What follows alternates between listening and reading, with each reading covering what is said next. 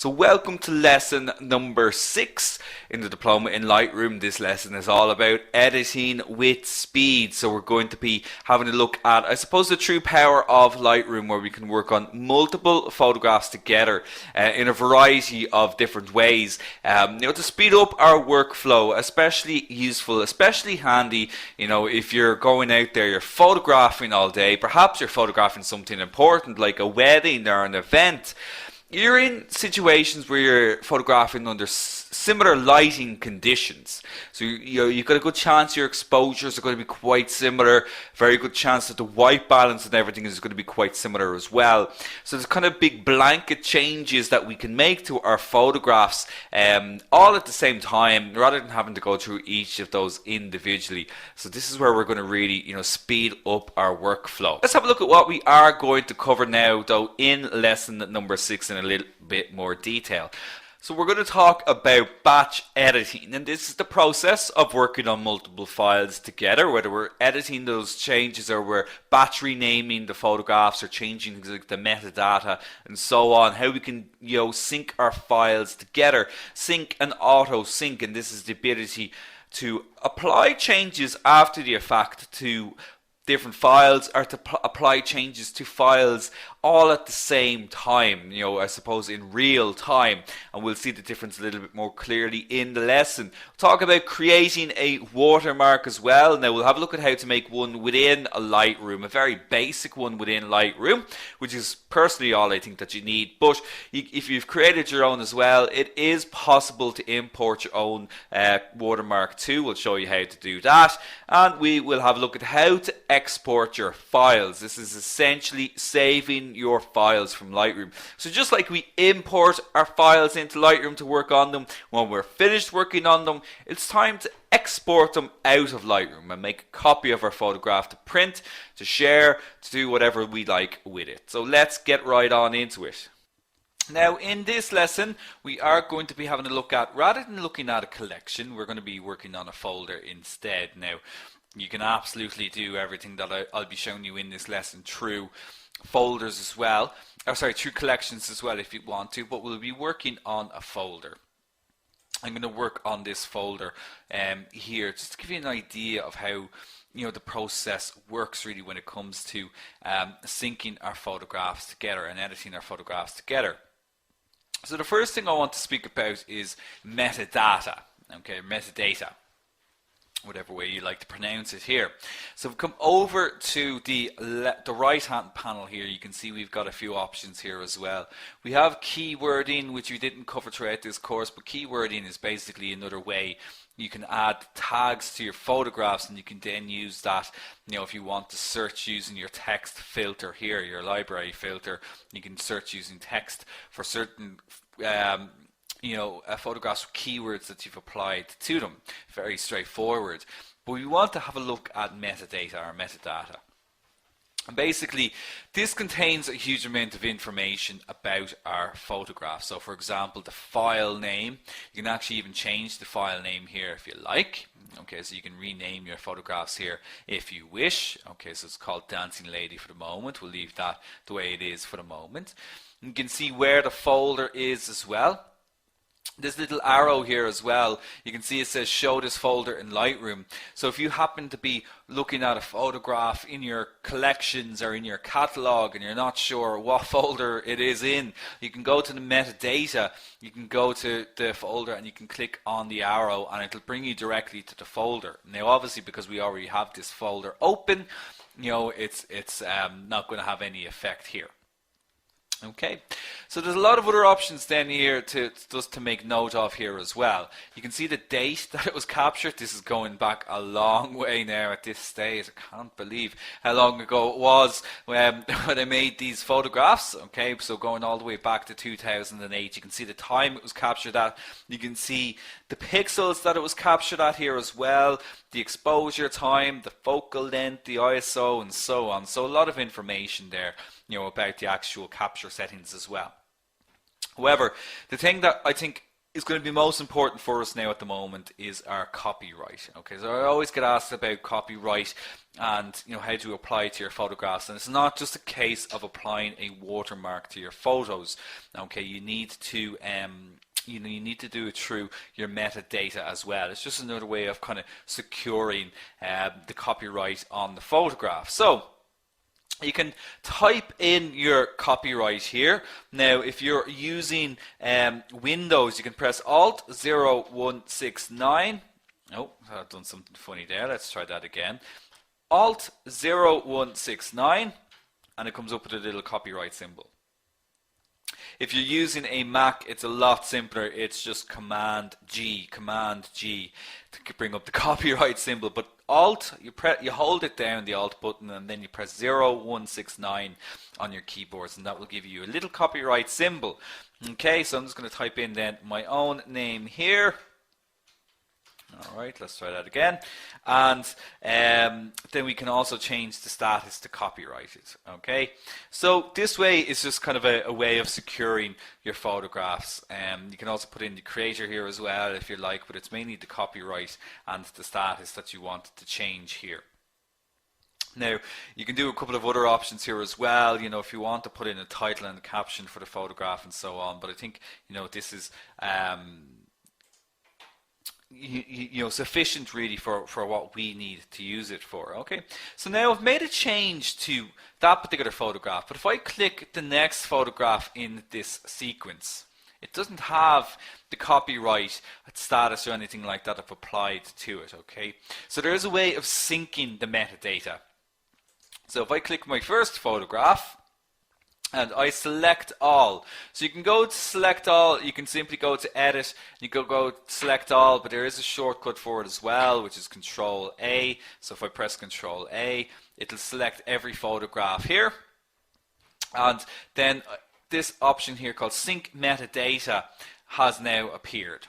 Okay, so if I click this one, you can see this first thumbnail is a little bit brighter than the rest of those thumbnails. This indicates that this is the one that I will be making the changes from, and this is important because we'll see this plenty of times in this lesson. The brightest thumbnail is the key one, the one that you're making your changes and syncing the rest of the changes from. So if I click Sync Metadata, it comes up with a lot of options for me. First of all, the basic information. So you can put some information here if you like. You've got IPTC, which is International Press Telecoms Communication.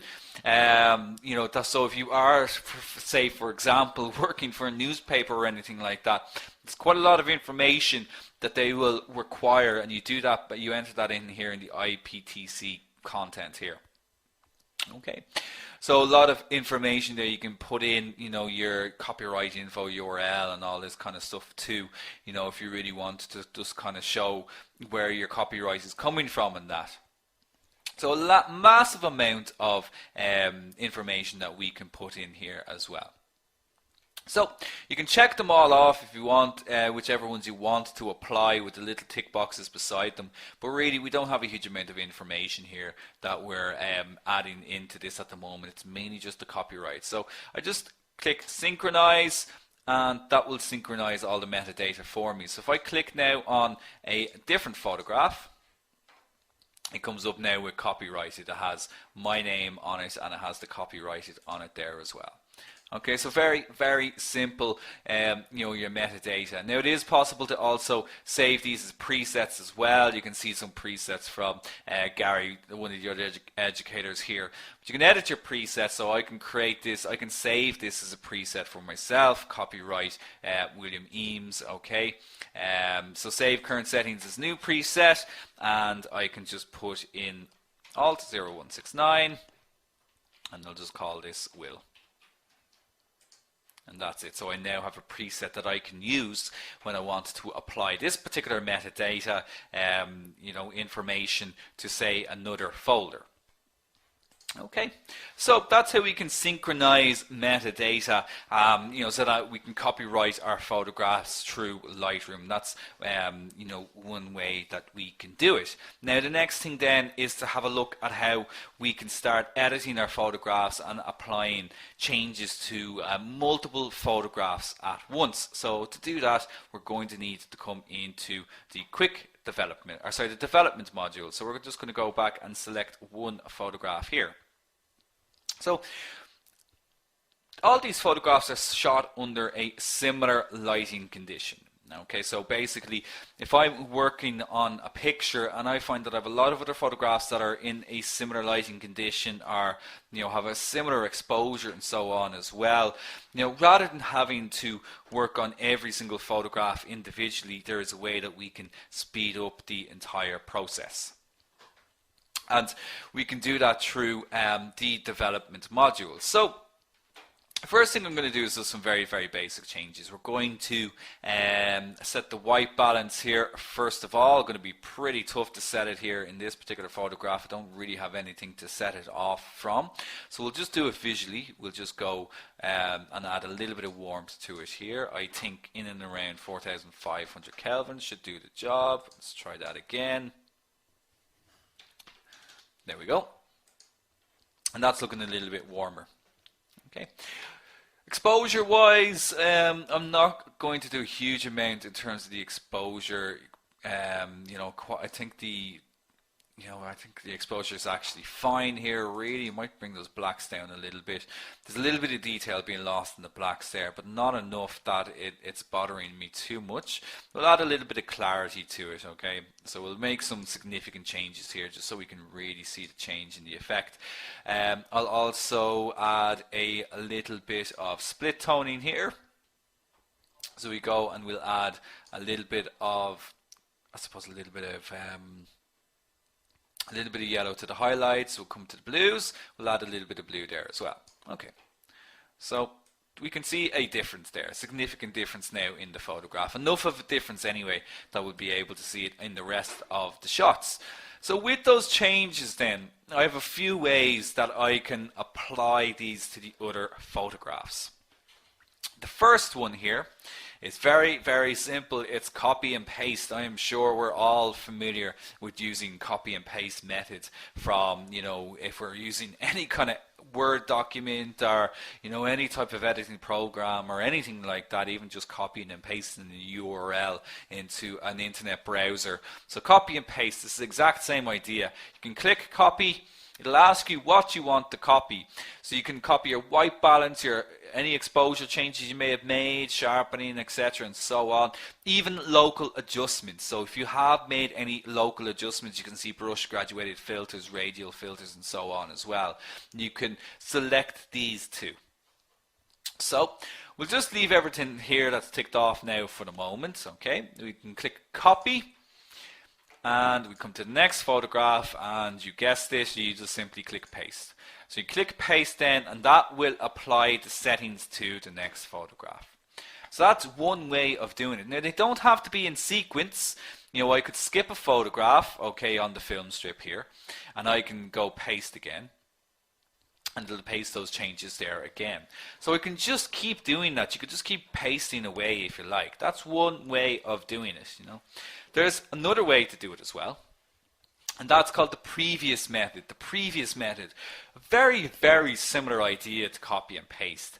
Basically, the previous will apply any settings that you have from your currently selected photograph to the next photograph. So what do I mean by that? Well, if I go to my next picture, and I hit previous, it applies those changes from the previous photograph to the next photo. Now again, does not have to be in sequence. If I skip ahead again here and I go to previous and I click that, it'll still apply my previously selected picture. It'll apply the settings to the next photo.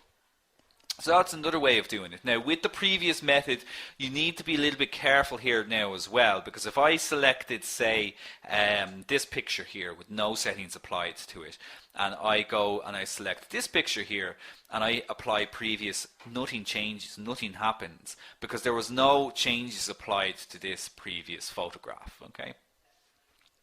So do be aware of that. It'll always apply the settings from your previously selected photograph to the next photograph, this simply by clicking the previous button. So it's a very, very quick way of doing it. Now, how about all of them? Say I want to apply changes to every single photograph. Well, I'm going to just select these pictures here and just reset everything, okay, so that they're back to zero. It doesn't seem to be working there for me. Okay, there we go, yeah, so it's worked there for me. It just took a little bit of time to do that. But say if I come back to my original photograph that I worked on, and I press Control A, that selects every single picture. Now again, remember I said the brightest thumbnail here is the picture that we are going to be using as our reference for editing the photograph, the rest of the photographs here. So this is the key shot. So when I have them all selected, you see now my previous button has changed, and it has changed to this option here called Sync. So if I click this, it'll synchronize all of the changes for me. So we can do it that way if we like. A very, very similar process to copy and paste, but rather than selecting one photograph at a time, we can select all photographs at the same time, and if I click synchronize, every single photograph is now going to change in the film strip. It might just take a moment, depending on your CPU, on your computer, okay, but we can see now here, going through every one of these pictures, they all have those little subtle changes, those split toning effects and so on, that I applied to the first photograph, okay, so it's a bit underexposed, that one there. Some of them will need a little bit more individual work, as you can see here. There's a little bit of refining that still needs to happen to some of these photographs, but the important thing is the blanket changes, the biggest changes that we needed to make to the pictures have been made. Do you think about this then? If you photograph a wedding, you've got a lot of pictures in similar situations, that you can be able to speed up the entire process by being able to work on multiple photographs at the same time. Now, we're not finished. There's still more that we can do here as well. So if I come back down to my sync option, say I find that I need to make some more changes to my pictures. Perhaps I don't want to use the split toning on the pictures. Maybe I need to sharpen everything up a little bit more. Okay, so rather than having to work on one picture and then sync the files again, I can do this auto sync option. By flicking the switch here, you can select auto sync instead. And what is auto sync? Well, auto sync basically means that I can work on all of the photographs at the same time. So this is a little bit underexposed. I'm going to bring up my highlights a little bit, just ever so slightly. That'll bring up the highlights on the rest of the photographs. Say I decide I really want to push the clarity up and get a bit extreme with the clarity and really push the vibrance up here as well. Maybe the color temperature is a little bit too cold for me here as well. Every change that I'm making here is being applied to every single other photograph here at the exact same time. Okay, so you can see now how this is much brighter here as well. The color temperature, the clarity and everything has been increased on these too. And this, even goes for cropping and split toning our shots as well. So, sorry, I just hit that panel there. If I come down to my split toning, maybe I want to make everything a little bit bluer. You can see when I make that blue, it applies it to every other photograph here as well. Now, I don't think that works particularly well. I'll bring that down into the yellows here again.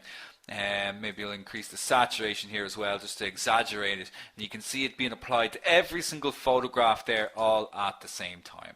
It's an incredibly powerful, incredibly useful way of working within Lightroom. And this is really, really where we see, I suppose, if the true power really of Lightroom is through this batch processing. And a lot of wows coming in there in the chat box. So yeah, and I mean, it really is absolutely amazing. So, I mean, with all of that then, all of those changes applied, what we can also do here then as well is say like these settings I'm going to save this as a preset. Okay, so I'm going to just call this one batch very quickly. Okay, I'm going to hit create on that one, and we've created a new preset for ourselves. If I come back to the library module, okay, so you can see that it's just updating the previews here for applying those changes to the shots. Okay, so we'll park that folder for the moment, but say I come to a different folder here, and I'm going to come to this one here. I can batch edit through the library module as well. So I'm going to select all my pictures again and just Control A to select them all. If I come to my quick develop, so quick develop instead, with all my pictures selected, I can come to my presets here, and I can go to user presets. I created one called batch. Here we go, batch, and I click that, and it'll apply it to all of the photographs there as well. Now obviously, you know, this particular style doesn't work perfectly well for this particular folder, but I just wanted to give you an idea of what it is that you can do here. So that's one way of doing it. You can also select sync settings as well. That's another quick way of doing it too. You know, you can just simply synchronize the exact same way that we saw with our sync settings in the develop module as well. So a load of ways that we can do batch editing, large editing within Lightroom. We can do it through the development module, we can do it through the library module too. Now just before we move on, I just also want to have a quick look and show you how you can rename your photographs, batch rename your photographs as well. So if I go back to our metadata, when we have multiple photographs selected like this folder here, if we come to our file name where it says mixed, if we click the batch rename option, we can rename all of these photographs, and I'm just going to call these studio_various just for the moment. And you can change then, you know, the kind of way you want to name these, if you want to go custom name, sequence, custom name, and so on. But I'll leave the way it is at the moment, and it gives you a preview of what the file name is going to be. So if I click OK on that, it'll rename all of those photographs. Now if I click on one of them, Studio Various JPEG 1, Studio Various JPEG 2, 3, and so on. So that is also a way that we can batch rename our photographs now as well. So very useful, you know, if you've got a whole folder of pictures that you need to quickly make a change to. Now, so let's now add some watermarks to these photographs, and then we'll finally export our photographs then from Lightroom as well. So creating a watermark is actually very straightforward within Lightroom. So let's say we will work on this particular photograph here. Let's just enlarge it there, press the letter E. Okay, so we've made some unusual edits now to this particular shot, but you know, it's perfectly now fine just for the moment. Okay, now if I come to my edit option, we have an edit watermarks option here that we can use. So if I click that, it's going to open up a dialog box for me, a watermark editor. Now you may have created your own watermark in a previous or in an external program. If you have done that, if you've done it through a graphics program like something like Photoshop or Illustrator or anything like that, you can click graphic here and you can choose the watermark that you may have made for yourself. Okay, so you just simply click the graphic option there. You can import one that way if you prefer. You can also click down the image options here and you do the exact same thing. You can just import your watermark there. But if you haven't done that, you can make your own one within Lightroom as well. Now one thing I just want to stress here as well is when you make a watermark within Lightroom, it will only appear on exported photographs. Okay, when you make a watermark in Lightroom, it's not going to appear on your shots within Lightroom. Now that will make a bit more sense now in a moment when we do export our pictures. Okay, but don't expect to see it all over your shots. Now, so we come to our text options, and we can we've got some very straightforward options here. First of all, you can choose the font that you like to use. Okay, I don't know if I've got Lato here on this one. That's tends to be one that we use a lot. There we go, Lato. You can change the color of the text here as well. I'm going to go with a kind of a light gray color. You can actually add a color to it, but you know, I don't really recommend that you do that. You know, you want to try and keep your watermarks discreet. You know, and that's one thing that, you know, I often see students doing is they put these giant exaggerated watermarks in their photographs, and you know, they're a bit overwhelming to the photograph. You want to try and keep them discreet. So you got your different styles here then you can use as well, italic, bold, and so on. We'll keep it regular. You can also align, you know, whether you want to go left, right, or center. It's not making a big difference there in the photograph. We'll keep it in the center for the moment. You can also change the text here by simply clicking down at the bottom. I'll just put my own name here. Let's say William Eames Photography. Okay. And then you can also add a shadow. So you can see here in the preview that we have this kind of little shadow behind the picture. I don't think that's working particularly well, so you can switch that off. But if you do want to have it on, you can manipulate that shadow then by using the tools here. You know, by you can decide where that shadow falls. But I'm going to switch that off then just for the moment, and I might actually make that bold there as well, so we can see it a little bit more clearly. Then with that, we can decide if we want to you know, reduce the opacity of it. So you can actually make it a little bit more subtle. So you can bring the opacity down, and we'll bring it down to about 50 in this particular case. So we can still see it, okay, it's still there, but it's a little more opaque, it's a little bit more see-through. Now, where you choose to place the watermark on your photograph is entirely up to you. Obviously, if you are placing the watermark at the edges of your pictures, you need to be careful that somebody doesn't crop it out. Okay? Now, the other questions, I can see this coming in. When should you use a watermark? When should you use a watermark? Watermarks should be definitely used when you're sharing photographs with clients. Okay, so if you're emailing over pictures to a client, if you're printing off proof photographs for a client, you should definitely use a watermark. Okay, because you don't want them printing stuff without your permission. You don't want them using your photographs without your permission, and so on as well. You should also be sending them very small file sizes too. Okay, so you definitely use them in that particular situation.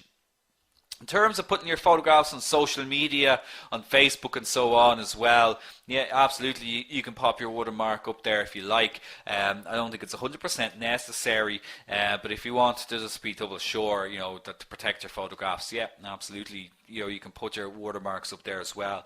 But I mean, if you think about professional photographers and their websites, it's actually, you know, rare enough that you see them putting the watermark on their own shots. Certainly if you're uploading photographs onto your own website, you shouldn't really have to you know, put the watermark on the photograph. The information will be in the metadata. You should be putting that information in the metadata as well.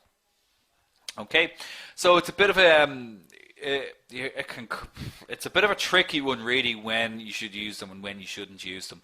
But personally, like I said, I would always use them if I'm ever sharing them with a client. I think it's absolutely essential. Now, sorry, so I digress. Now coming back to this, you can choose where you want to put the watermark in your photograph. You know, you can change the size of it here as well if you wanted. But we'll leave it the size that it is at the moment. You can fit it onto the page. You can make it. You can fill up the page with it as well.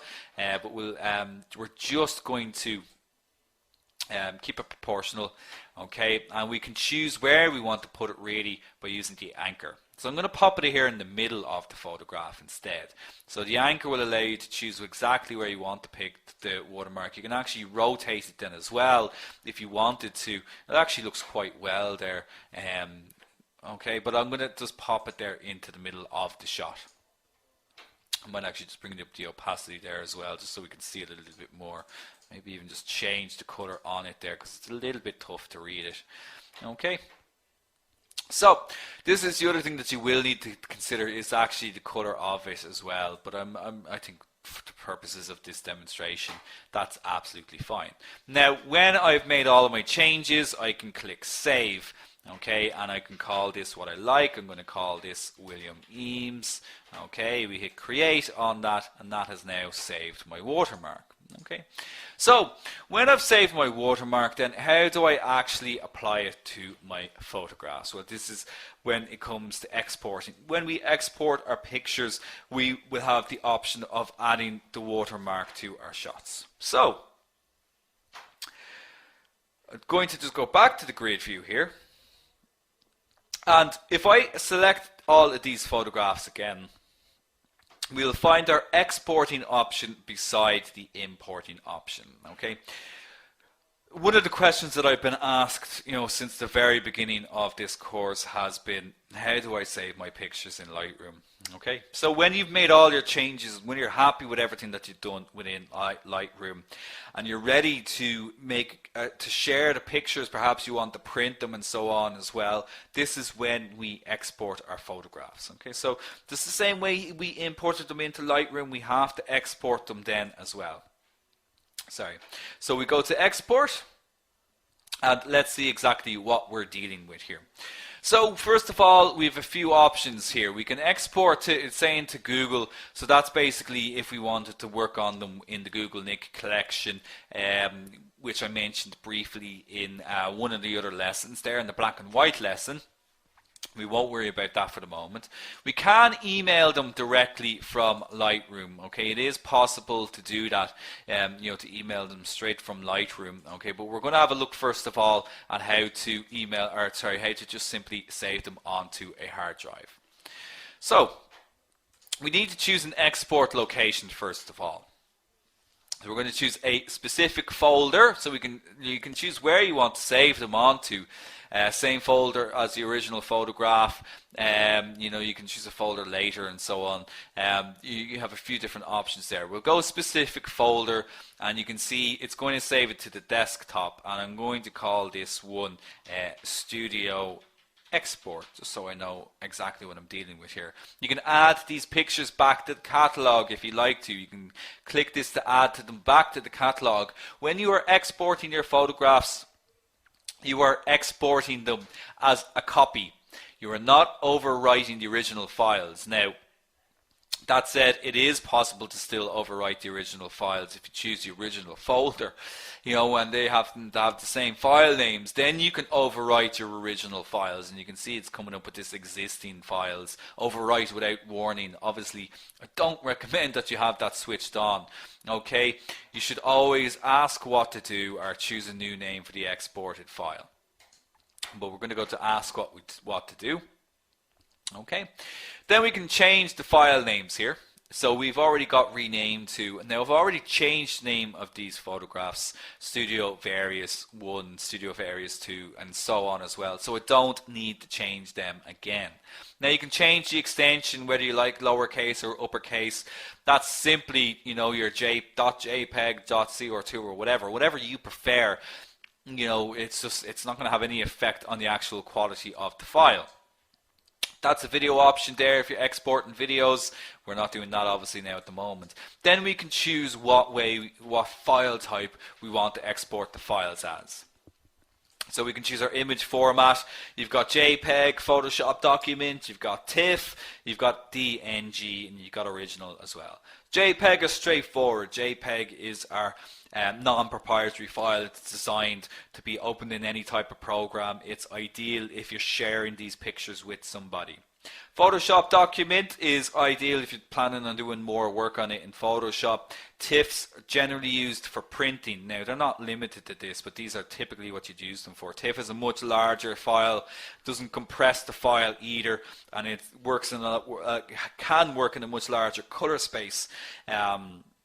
So you generally use TIFFs for printing. Then we have a DNG. Now, a DNG is a variation of a raw file. So a lot of questions about DNGs. We haven't covered them yet for a specific reason. But basically, a DNG is a raw file that Adobe have created. Okay, it stands for digital negative, and raw files are proprietary files. In other words, you need specific programs to open them. Now, Lightroom can open up, once you have the most up-to-date version of Lightroom, it will open up pretty much all raw files. But if you think that you're going to be working on a raw photograph in an older program, you can convert it to DNG. Adobe created this file type specifically to overcome the proprietary RAW formats that are all out there. Each, like Canon, Nikon, Fuji, Panasonic, Olympus and so on, they all have their own versions of their RAW files. They're not universal. The DNG is basically a universal RAW file. So if you're exporting a RAW file, you can choose to export it as a DNG. Then original will just simply make a copy of it in its original form, you know, whether it's a JPEG and so on. Now, so we're going to leave it as JPEG at the moment. Then we have got color space here as well. I mentioned color space there briefly, and I won't go too much into it because color space is a very, very complex subject. You know, we have an entire class on color management and color space on the Ultimate Photography program. But basically, the color spaces represent how many colors can be reproduced in a photograph. sRGB is standard RGB. This is perfectly acceptable for the majority of cases. If you're showing your photographs on screen, if you're doing any kind of printing in your local lab and so on, generally sRGB is fine. But there is other options here as well. Adobe RGB is a larger color space, okay, much larger color space. This one is designed if you're printing professionally, but you'll always be communicating with your printer. You know, they'll tell you what color space you should be using. And then Pro Photo RGB is the largest color space available and is only really used in special circumstances. For the moment, we're just going to stick with sRGB. You should have your quality set to the highest. Okay, I always recommend setting it to the highest, but you can also limit your file size then if you like. If you want to keep it below a certain file size, it is possible to do that there as well. Then we've got image sizing. Okay, so image sizing by default is going to be set to 240 pixels per inch PPI. Okay, now again, if you're printing your photographs, you typically want to be communicating with a printer, or you know, having a look at your own printer's manual to see what resolution it recommends for you. I would usually say 300 dpi is what you'd use, or PPI is what you'd use for printing, and about 72 to 96 PPI if you're looking at your photographs on screen. Now you can click this to resize them to particular dimensions, okay? If you want to type in the actual pixels and so on yourself, it is possible to do that, but I'm not going to do that for the moment. We're just simply going to change them to 96 pixels per inch. You can out sharpen them for screen. Sometimes when exporting, they might lose a little bit of sharpness, so I usually just pop in the sharpen for screen option there as well. You can change the metadata here if you want to. If you want to include all metadata, perhaps you only want to include the copyright only and contact info, and we'll do that. Then we have our watermark. So we can add a simple copyright watermark where it just comes up with a little copyright symbol, but we did create our own one, and we created this one earlier called William Eames. So I'm going to select that, and it'll add that then to the photograph. Finally, we've got post-processing. If you plan on doing more work to your photographs after exporting, you can choose to open them up in a different program. You can show an Explorer, so which I'm going to select now, okay, or you can open up in another application. So if you wanted to open them up in Photoshop afterwards, it's possible to do that. So we're going to go show an Explorer, and I think then that's everything that we need to do to these photographs now for the moment. So if I'm happy with all of that, and indeed I am, I can click export, and it's going to export these 11 files. So it's going to take a moment to do that. So what it's going to do is create a new folder on my desktop called Studio Export. It's going to size my photographs for me to 96 PPI, and it's also going to apply the watermark to all of those photographs. Okay, so obviously, depending on how many pictures you have, it's going to run through this either very, very quickly, or it might take a little bit of time to do so. Now, there we go. So if I click on my photographs, there we go. You can see William Eames Photography. we can see it's on every single photograph here. Okay, obviously we can't see it so well on those ones, but yeah, you can certainly see that William Means Photography is on every single one of these shots. If I was to check the properties and so on as well, I'd be able to see 96 dpi here as well. It's sized to 96 dpi. It's also in sRGB. So everything that I asked Lightroom to do, it applied to the export there. Okay, and so this is the actual folder that is on my desktop. Absolutely, you know, very, very straightforward, and you know, now you can start sharing and saving your photographs, you know, with your friends and family and with your clients as well by hitting the export button. Now, just to quickly mention it as well, as I said, you can actually email your photographs too. So it's the same process really. When you click the export option, it'll then ask you who you want to send them to. Okay, so you can simply type in, you know, where it's coming from. You can change your email account manager and add your own email there as well. You can type in your subject and the person that you want to include on it as well. You can also do it through the email photo options here as well. So you can actually just click it that way too, and you can do it that way if you prefer. So you can give that a try out then yourselves. You can try and email some photographs over, you know, using the export option through Lightroom then as well. Okay, so that is the end of this lesson. Let's just do a quick review of everything that we covered in the lesson. We had a look at our batch editing, working on multiple photographs together with our sync and auto sync, our copy and paste, our previous options, loads of ways to work on multiple photographs at the same time.